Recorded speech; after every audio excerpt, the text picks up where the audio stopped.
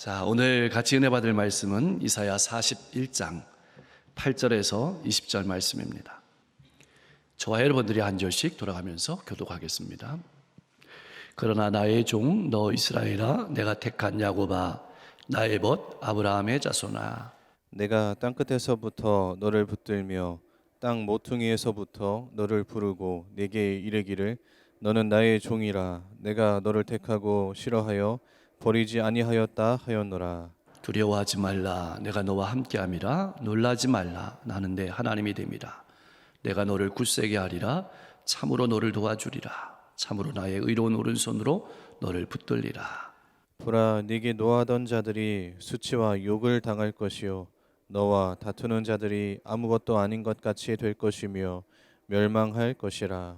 내가 찾아도 너와 싸우던 자들을 만나지 못할 것이요 너를 치는 자들은 아무것도 아닌 것 같고 허무한 것 같이 되리니. 이는 나 여호와 너의 하나님이 내 오른손을 붙들고 네게 이르기를 두려워하지 말라. 내가 너를 도우리라 할 것임이니라. 버러지 같은 너 야곱아, 너희 이스라엘 사람들아, 두려워하지 말라. 나 여호와가 말하노니 내가 너를 도울 것이라. 내 구속자는 이스라엘의 거룩한 이인이라. 보라, 내가 너를 이가 날카로운 새 타작기로 삼으리니 네가 산들을 쳐서 부스러기를 만들 것이며 작은 산들을 겨같이 만들 것이라. 내가 그들을 까부른즉 바람이 그들을 날리겠고 회오리 바람이 그들을 흩어버릴 것이로되 너는 여호와로 말미암아 즐거워하겠고 이스라엘의 거룩한 이로 말미암아 자랑하리라. 가련하고 가난한 자가 물을 구하되 물이 없어서 갈증으로 그들의 혀가 마를 때에 나 여호와가 그들에게 응답하겠고 나 이스라엘의 하나님이 그들을 버리지 아니할 것이라. 내가 헐벗은 산에 강을 내며 골짜기 가운데서 샘이 나게 하며 광야가 못이 되게 하며 마른 땅이 샘 근원이 되게 할 것이며 내가 광야에는 백향목과 시띠나무와 화석류와 들감람나무를 심고 사막에는 잣나무와 소나무와 황양목을 함께 두리니 20절 무리가 보고 여호와의 손이 지으신 바요 이스라엘의 거룩한 이가 깨달으리라. 아멘. 이스라엘은 온 세상에 구원의 빛을 비추는 민족으로 부름을 받았습니다. 선택을 받았습니다. 그러나 하나님을 떠나고 우상 숭배를 함으로 말미암아서 예루살렘이 강대국 바벨론에 무너지고 포로로 끌려가게 된 이스라엘 백성들은 이렇게 생각했습니다.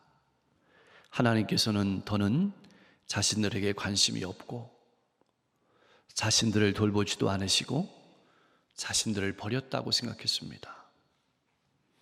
하나님, 당신에게 정말 실망했습니다. 이것이 그들의 깊은 마음속의 외침이었습니다. 여러분의 외침은 무엇입니까?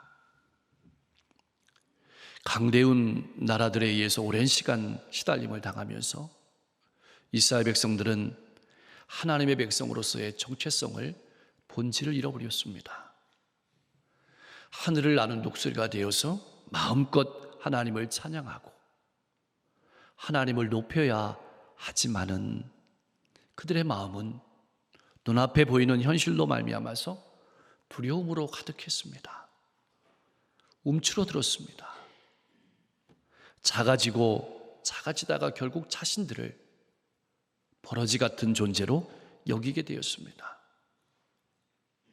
오늘 그러한 거대한 세상의 물결 속에 살아가는 나는 나 자신을 어떤 존재로 바라보고 살아가고 있습니까? 내가 잃어버린 것은 무엇입니까? 거대한 세상의 한복판에서 이리 치이고 저리 치이다가 하나님의 자녀로서의 거룩한 정체성을 잃어버리고 무력해진 이스라엘 백성들은 지금 두려움으로 온몸을 떨고 있습니다.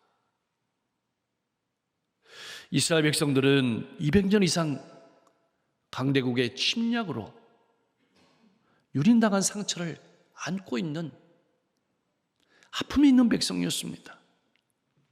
자신들은 하나님께서 선택하신 민족이라는 자부심은 아예 잊어버린 지 오래되었습니다. 그것은 과거의 얘기일 뿐입니다. 어디를 봐도 그들에게 하나님의 자녀라는 정체성은 보이지 않았습니다. 그들은 강대국의 군합발에 짓밟힌 패배자요, 노한자요, 상처 입은 자였습니다. 빼앗기고 매맞고 유린당한 기억만이 그들의 기억이었습니다. 어쩌면 살아있는 것만으로도 기적이라고 감사하며 생각하며 살아가는 백성이었습니다. 내일은 어떤 인생이 펼쳐질지 알지 못하는, 기대할 수 없는 것이, 그런 두려움이 사로잡힌 인생이 그들의 인생이었습니다. 그들이 살아가고 있는 바벨론 땅은 그들에게는 마지막 땅이었습니다. 땅의 끝이었습니다. 여러분이 서 있는 곳은 어디입니까? 혹시 땅 끝은 아닙니까? 바벨론 땅에 살아가는 이스라엘 백성들은 자신들의 삶이 하나님과는 상관없고, 하나님은 더는 자신들에게 관심도 없으시고 돌보지도 않으시고 하소연에도 듣지 않는다고 생각했습니다.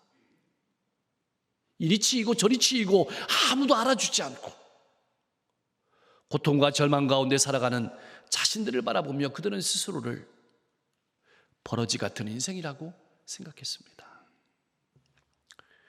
새 번역은 이 버러지라는 말을 지렁이로 번역했습니다. 여러분, 지렁이가 어떻습니까? 비가 오면, 비가 조금이라도 오면 땅속에 숨어있는 지렁이는 마치 제사장을 만난 것처럼 밖으로 나와 돌아다니지만, 비가 그치고 땅이 마르면 어디로 돌아가야 할지 몰라서 땅이 마르면서 자신의 몸도 같이 말라갑니다.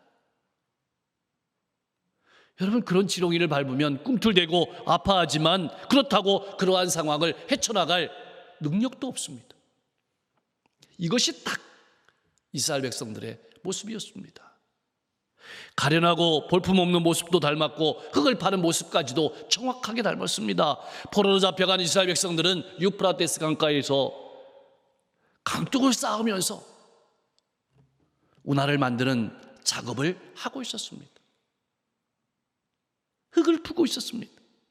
매질을 당하면서 피와 땀이 범벅이 되어서 흙을 나르는 그들의 모습은 딱 지렁이와 같은, 버러지와 같은 모습이었습니다. 사랑하는 성도 여러분, 내 인생은 어떤 모습입니까? 나는 내 인생을 어떤 인생이라고 생각하며 살아가고 있습니까? 그런 아픔의 현장 한가운데로 하나님께서 찾아오셨습니다. 그런데 이스라엘 백성들을 찾아온 하나님께서는 놀라운 말씀을 하시는 겁니다. 나의 종 내가 택한 야곱, 나의 벗 이스라엘 자손아. 베드로 사도를 통해서 하나님께서는 우리를 이렇게 부르셨습니다. 베드로전서 2장 9절 말씀인데요, 우리 같이 한번 읽어보겠습니다. 그러나 너희는 택하신 족속이요 왕같은 제사장들이요 거룩한 나라요 그의 소유가 된 백성이니 이는 너희를 어두운 데서 불러내어 그의 기이한 빛에 들어가게 하신 이의 아름다운 덕을 선포하게 하려 하심이라. 아멘. 여러분, 이들은 흔한 민족 중에 한 민족이 아니었습니다. 이들은 하나님의 종이었습니다. 하나님이 가장 아끼시고 사랑하는 백성이었습니다. 이 말은 하나님께서는 이들을 결코 한 번도 잊으신 적이 없다는 뜻입니다. 여러분, 이 종이란 말은 비천하는 뜻이 아닙니다. 여기서 종은 놀라운 구원 사역을 위해서 부름받은 존재라는 뜻입니다. 택했다는 말은 하나님께서 가장 아끼시고 사랑하는 소중한 존재라는 뜻입니다. 그리고 벗이라는 말은 가장 친근하고 사랑하는 존재라는 뜻입니다. 여러분, 종이다, 택했다, 벗이다, 이 말을 종합하면 아무리 모든 희망이 사라져 보이는 것처럼 절망적인 상황이라 할지라도 하나님께서는 택한 백성을 절대로 버리지 아니하시고 아끼시고 사랑하시고 함께 하신다는 표현이 오늘 말씀입니다. 그 아픔과 고통의 현장 가운데 하나님이 함께 하셨습니다. 그렇다면 왜 하나님께서는 택하신 백성을 바벨론 포로로 가서 고단한 삶을 살아가게 하셨을까요? 그것은 싫어서가 아니라 죄악을 정결케 하고 단련시키고자 함이었습니다. 사랑하는 성도 여러분, 이것이 하나님께서 우리를 바라보시는 눈이고 하나님이 우리를 향한 마음입니다. 하나님께서는 우리를 놀라운 구원 사역을 위해서 부르시고 택하셨습니다. 이 사실을 잊으면 안 됩니다. 하나님은 나를 아끼시고 사랑하십니다. 다른 이들이 보기에 내 인생도 버러지 같을 수 있습니다. 지렁이 같을 수 있습니다. 비참할 수 있습니다. 꿈틀 때 보지만 어찌할 수 없는 인생일 수 있지만 하나님께서는 여러분을 하나님의 종으로, 하나님의 택하신 사람이라고 부르십니다. 우리는 모두 버러지 같은 삶 속에서 하나님의 부르심을 받은 사람입니다. 이것이 이스라엘 백성의 정체요, 우리들의 정체입니다. 사랑하는 성도 여러분, 그렇다면 나는 하나님을 어떤 분으로 바라보고 믿고 살아가고 있습니까? 하나님을 향한 속상한 마음을 가지고 살아가고 있지는 않습니까? 우리는 모두 하나님의 구원 사역을 위해서 하나님께 부름받은 거룩한 하나님의 종이며 자녀임을 잊지 마시고 힘내서 살아가실 수 있기를 소망합니다. 여러분, 하나님께서는 더 강력하게 말씀하십니다. 두려워하지 말라, 놀라지 말라. 성경에 가장 많이 나오는 말씀이 두려워하지 말라는 말일 것입니다. 이 말을 뒤집으면 내가 너를 사랑한다는 말일 것입니다. 지금 이스라엘 백성들이 살아가는 현실은 분명히 두려운 현실입니다. 소망을 잃어버린 현실입니다. 그러나 그런 현실이지만 하나님께서 두려워하지 말라고 명령하십니다. 그렇다면 왜 하나님께서는 택하신 이스라엘 백성들을 향해서 두려워하지 말라고 명령하시는 것일까요? 그것도 반복해서 말씀하시는 것일까요?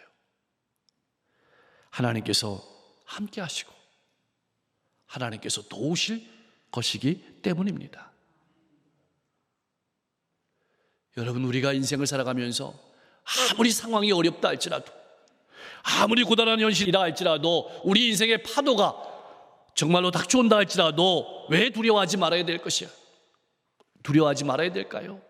하나님이 나의 하나님이시고 하나님이 나와 함께 하시기 때문입니다. 이것을 한시라도 잊지 말라고 말씀하시는 겁니다. 자, 그렇다면 왜 하나님께서는 이스라엘 백성들과 함께 하시고 이스라엘 백성들을 돕는 것일까요? 그것이 15절 말씀입니다. 이렇게 기록되어 있습니다.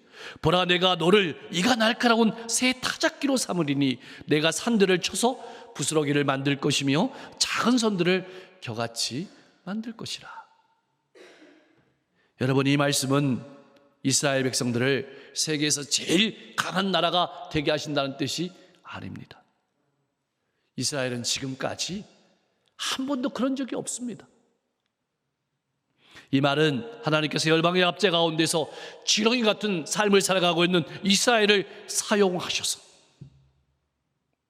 벌레 같은 삶을 살아가고 있는 택하신 백성을 사용하셔서 열방을 구원하고 심판하는 도구로 삼으시겠다는 뜻입니다. 우리를 통해서 그렇게 일하신다는 말씀입니다.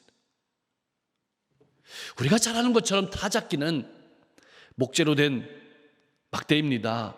아랫면에 날카로운 돌이나 금속 부치를 달아가지고 이것으로 줄기에서 나달을 분리하는 데 사용하는 겁니다.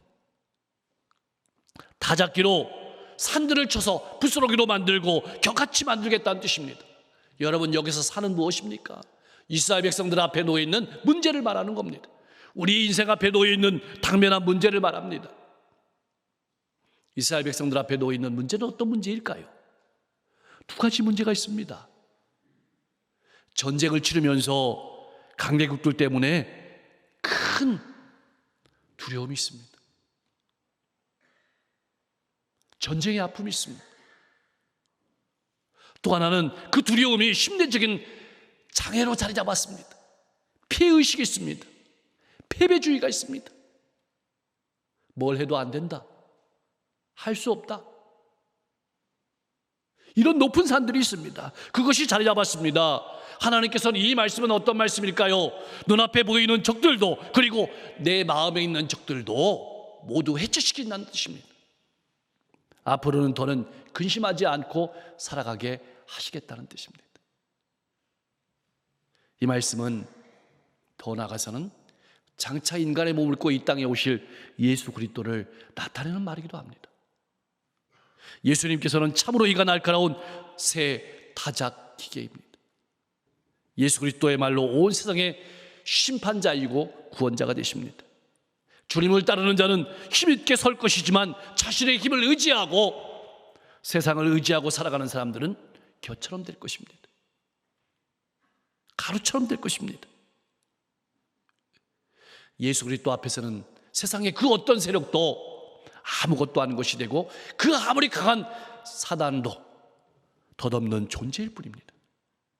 그것이 11절과 12절에 기록된 말씀입니다. 아무것도 아니다. 허무하다. 그렇게 성경은 우리에게 이야기하고 있습니다. 이 표현은 역사의 주관자이신 하나님과 하나님께서 부르신 이스라엘 백성들은 영원히 존재할 것이지만 그토록 우리 눈에 강력하던 열방과 그들이 자랑하던 우상은 어느 날 모두 사라지고 찾으려 해도 찾을 수 없다는 것이 오늘 본문 말씀입니다. 그러기에 눈앞에 보이는 것들로 말미암아서 소망을 잃고 두려워하지 말고 하나님의 말씀을 붙들고 힘있게 살아가라는 격려와 소망의 말씀이 오늘 본문의 말씀입니다. 사랑하는 성도 여러분, 우리가 믿는 하나님은 어떤 분입니까? 여러분은 하나님을 어떤 분으로 믿고 살아가고 있습니까? 하나님께서는 택하신 백성을 위해서 응답하시는 분입니다. 그리고 새로운 길을 여시는 분입니다. 17절에서 20절 말씀이 바로 그 말씀입니다. 하나님께서 놀라운 미래를 약속하시는 겁니다. 왜 하나님께서 이렇게 하시는 것일까요? 아브라함과 맺은 언약을 신실하게 지키려고 하시는 겁니다. 그들을 통해서 세상에 복을 전하기 위함입니다. 하나님께서는 반드시 말씀을, 약속을 지키시는 겁니다. 하나님께서 반드시 응답하십니다. 누구에게 응답하시는 것일까요? 17절 말씀에 보니까 가난하고 가련한 자에게 응답하십니다. 누가 가련하고 가난한 자입니까? 1차적으로는 바벨론에서 포로 생활을 하고 있는 고통받는 이스라엘 백성들이 가련한 백성입니다. 가난한 자입니다. 그런데 궁극적으로는 하나님의 은혜를 바라보고 하나님께 의지하며 살아가는 모든 성도를 가리키는 말입니다. 여러분, 하나님께서 언제 응답하십니까? 물을 구하지만 물이 없어서 갈증으로 그들의 혀가 마를 때 구원하십니다. 우리가 절망하며 탄식할 때 구원하십니다. 택하신 백성이 심한 고통 중에 빠져서 구원이 절실할 때, 하나님께 부르짖을 때 하나님께서는 그들의 기도를 들으시고 반드시 구원하신다고 약속하신 겁니다. 여기서 중요한 것은 구원은 오직 하나님을 신뢰할 때 주어지는 것임을 보여주고 있습니다. 오늘 본문 말씀은 우리에게 이렇게 질문을 던지는 겁니다. 누가 역사의 주관자냐? 누구를 신뢰하고 살아갈 것인가? 이렇게 묻고 있는 것입니다. 지금 나는 누구를 신뢰하며 살아가고 있습니까? 18절 말씀은 같은 의미의 말을 4번이나 반복하고 있습니다. 헐벗은 산, 골짜기, 광야, 마른 땅. 여러분, 이 모든 것은 한 가지를 가리키고 있습니다. 더 이상은 소망이 없는 곳이다. 절망적인 곳이다. 고통스러운 곳입니다. 여러분, 우리 인생에 수많은 헐벗은 산이 있습니다. 골짜기가 있습니다. 광야가 있습니다. 마른 땅이 있습니다. 기대할 수 없는 그런 소망이 없는 그런 땅을 하나님께서는 어떻게 하신다고 약속하셨냐면 강을 내신다. 샘이 나게 하신다. 못이 되게 하신다. 샘의 근원이 되게 하신다. 근데 여러분, 표현에 잘 유념해 보십시오. 하루 비가 오게 하신다, 이런 말이 아닙니다. 잠깐만 해결하게 하시겠다는 말이 아닙니다. 근원적으로 해결해 주시겠다는 말씀입니다. 아무런 소망 없이 살아가고 있는 선민 이스라엘 백성들에게 은혜를 베푸셔서 그들을 회복시켜 주신다는 말씀입니다. 이 말씀은 아무런 소망 없이 살아가는 인류에게 생수의 근원이 되시는 예수 그리스도를 보내셔서 풍성한 생명의 물을 공급하시겠다는 뜻이기도 한 겁니다. 자, 이제 우리는 가장 중요한 질문 앞에 서 있습니다. 왜 하나님께서는 인도하시고 택하신 백성들이 가는 길에 강과 샘과 못을 주시는 것일까요? 이것이 중요합니다. 왜 우리의 인생의 사막을 샘으로 바꾸어 주시는 것일까요? 그것은 자신들 가운데, 우리 인생 가운데 역사하시는 하나님의 임재를 느끼게 하라는 것입니다. 몸으로 느끼게 하라는 것입니다. 그래서 역사의 주관자가 하나님이심을 깨달아 알고 내 몸으로, 내 삶으로 알고, 그리고 내 삶을 통해서 하나님이 어떤 분이신지를 나타내게 하시려고 그렇게 하시는 겁니다. 하나님께서는 택하신 백성을 절대로 버리지 아니하시고 구원하시며 새로운 미래를 여시는 분임을 깨달으라고 이 말씀을 하시는 것입니다. 그래서 우리의 인생에 눈을 열고 힘있게 기쁨을 가지고 살아가라고 우리를 도전하시는 말씀이 오늘 본문의 말씀입니다. 자, 사랑하는 성도 여러분, 우리가 믿는다는 것은 어떤 의미일까요? 여러분이 믿는다는 것을 어떻게 생각하고 있습니까? 교회에 왔다 갔다 하는 걸로만 생각하고 있습니까? 아닙니다. 그것은 세상에 자랑하는 것의 본질이 무엇인지 아는 겁니다. 그토록 세상이 자랑하는 것의 본질이 무엇인지 깨닫는 것입니다. 그것이 아무것도 아니라는 것을 아는 것입니다. 공허한 것임을 깨닫는 것입니다.